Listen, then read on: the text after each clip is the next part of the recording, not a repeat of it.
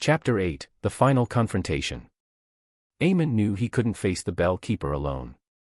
As he stood in the shadow of the bell tower, the air thick with anticipation, he clutched the small cross Moira had given him. It was the only protection he had. He ascended the tower one last time, his hands shaking as he reached the top. The bell hung above him, its surface blackened and tarnished, the rope swaying gently as though in anticipation. Eamon stared up at it, feeling the weight of its presence bearing down on him. Suddenly, the temperature dropped. The air grew still. And then, from the shadows of the tower, the bell keeper appeared.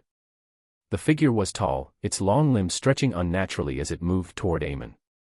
Its face was hidden beneath the hood, but its presence was suffocating, an overwhelming force of darkness and death. Eamon could feel it, a cold, ancient malice that sought to claim him. He raised the cross, his voice trembling. "I know what you are. I know what you've done." The bell keeper paused, its head tilting slightly as though amused. It did not speak, but Eamon could feel its intent, its desire to drag him into the darkness. Summoning every ounce of courage, Eamon lunged forward, grabbing the rope that hung from the bell.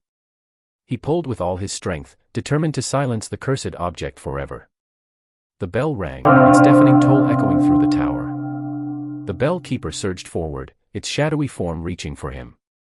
But as the bell rang, Eamon felt something shift. The ground beneath his feet trembled, the walls of the tower shaking as though the very structure of the church was rebelling against the ancient curse. The bell keeper recoiled, its form flickering like a dying flame. With a final scream of defiance, Eamon grabbed a nearby iron rod, part of the bell's mechanism, and swung it with all his might. The rod connected with the bell, the impact reverberating through the tower. The bell cracked. Chapter 9, The Shattering. The sound of the bell cracking was unlike anything Eamon had ever heard. It was as though the very air around him screamed, a piercing, unnatural noise that sent waves of pain through his skull.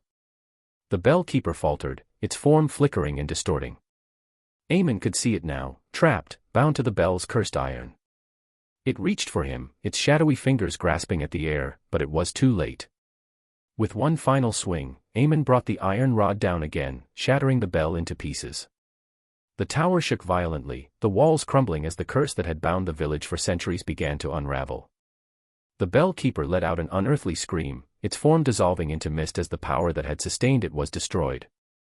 Eamon collapsed to the ground, gasping for breath. The bell was gone. The curse was broken. But at what cost? Chapter 10, The Last Toll. The mist that had cloaked Alderwyck for so long began to dissipate, revealing the village in its entirety for the first time in years. The buildings were crumbling, overgrown with vines and rot. The village, like its people, had long been dead. Eamon stood in the center of the village, staring at the empty streets. He was alone. Truly alone. The voices of the dead were silent now. The bell no longer tolled.